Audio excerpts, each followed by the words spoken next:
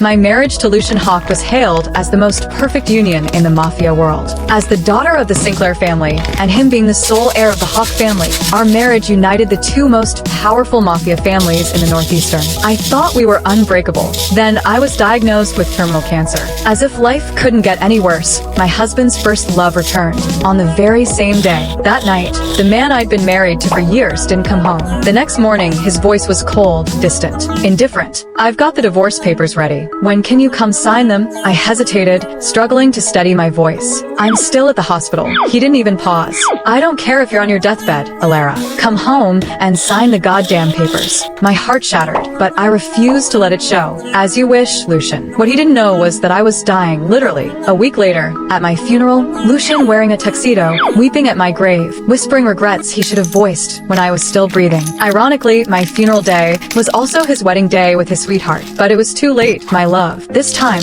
you'll never see me again. Mrs. Hawke, your condition has worsened. Please let me admit you to the hospital for a more thorough evaluation," the doctor urged, concern creasing his brow. Unlike my husband, Lucian, who had disappeared the moment his high school sweetheart, Celine Montgomery, returned to town. "That won't be necessary, doctor. I've planned to spend the next few days with family and friends," I replied, offering a faint smile. I knew my body better than anyone. It was deteriorating faster than anyone could help, and I preferred to spend my last days in comfort, not confined to a sterile hospital room. When I returned to the mansion, Lucian was already there, sitting on the sofa with the coldest expression I had ever seen. "Didn't you say you were at the hospital? You look perfectly healthy to me." All rosy in the cheeks, he sneered. I fought to keep my composure, but my voice betrayed me, wavering with the pain I could no longer hide. "You came home early. Did you run out of time with your little girlfriend?" His jaw tightened, annoyance flashing in his eyes. "Where are the divorce papers?" I couldn't pretend anymore. My strength was rapidly slipping away. I could barely stand. Lucian's expression darkened, his voice colder than ever. "Elara,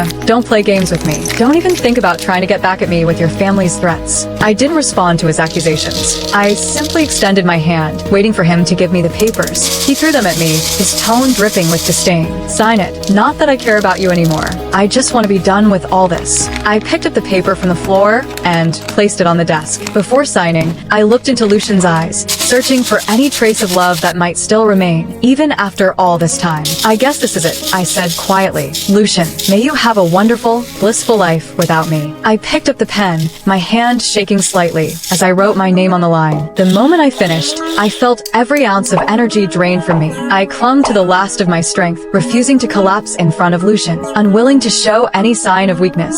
"Don't fake it, Elara. You and I both know you're stronger than this. Playing the martyr won't change anything between us." Lucian's voice was cold, his smile sharp. "If it weren't for your interference and your Mafia father's threat, I'd be with Celine now, and we'd be living the life we were meant to have." He paused, his expression darkening. "I knew you treated me well these years, but don't think I've forgotten how you ruined my chance with her. This is the least you owe me." His words hit me like a punch. My father's threats? I owed him? I forced a bitter smile, wondering if he'd ever regret what he just said. If only he knew the truth. "So you never loved me then?" I whispered, barely able to keep the tremor from my voice. "Of course not," Lucian replied, as if my question were a joke. "And if I disappear, if I die, will you forgive me for threatening you into marrying me all these years?" For a moment, shock flickered across his face, but it vanished quickly, replaced by a cold indifference. "You can ask me that when you're actually dying," he said, turning away. The door clicked shut behind him. That was when I lost it. My whole body collapsed to the floor, and a black emptiness swallowed me whole. When I woke up, I was already in the hospital.